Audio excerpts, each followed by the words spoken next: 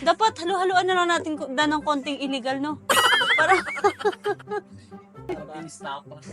konting stapa, konting kidnapping, ala!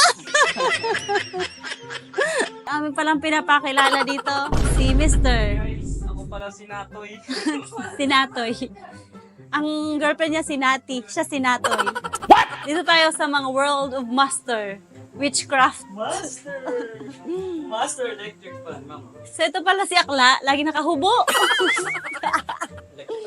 For sale yan siya, for sale. Lagi may naka-for sale. Ito na naman, pinakamahal ang talent fee sa lahat. 5 million lang naman. Huwag muna natin siyang ipakita ngayon kasi wala tayong 5, nakiipon pa tayo. Diba, Akla? Sponsor lang. Uy, kumuhan ko. Yay! Jay, may 5 million na tayo. Guys, ito nga pala yung Bilibid department. Ano nga to dito? Ano nga to dito? Emergency room. Dito nga pala pag mga naghihinga-hingalo na. Kasi butas dun eh. Oh. Wala naman ako masasabi kundi maghay na lang kayo. Maghay ka dyan. Kasi wala kami. Ito pala, si KD, syempre, ang tirador ng mga taga-kantin. Si Cirilo, the secret admirer ng mga taga-kantin. Si Marlo, nabenta na yun eh. May bumili na dyan.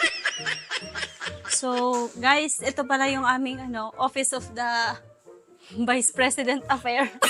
Boss, kumusta ang araw mo ngayon, boss? Boss, how are you today?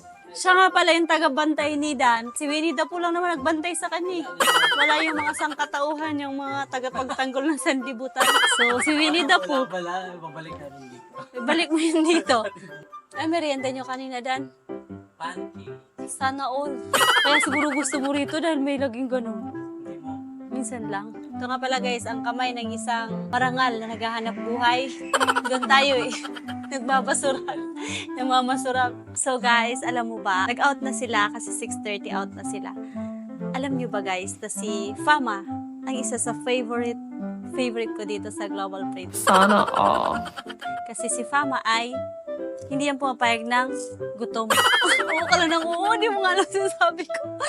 Si Fama kasi, siya deaf and mute, pero isa siya sa pinakamasipag naming team member. What? Diba, Fama? Masunurin, very good, at saka most importantly, look. Yan talaga yung pinaka-goal niya sa buhay, ang kumain. Kain nga, kahit ilaw na bigas. Si Fama lagi yung kumakain ng tutong. Tapos si Fama, naasikaso niya kagad ang pagkain nilang lahat. Di ba, Pama? Kasi yun lang inaabangan niya sa buhay. Uy, usap kita. Okay ka lang. Binibenta na kita pa. Bala ka dyan. Grabe, oh. Grabe, be. Baka mabaklas na yung ating sahig. Over. Pero hindi naman talaga sa totoong buhay. Hindi, masipag yan si Akla. Pag nandito ako. Be, totoo ba yan, be? Yeah! Best actor ka talaga kahit kailan. Bukas nga pala artista na to sa Sinakolo. Damn! Mamaya pag talikod ko yan, kumakain yan doon tulog.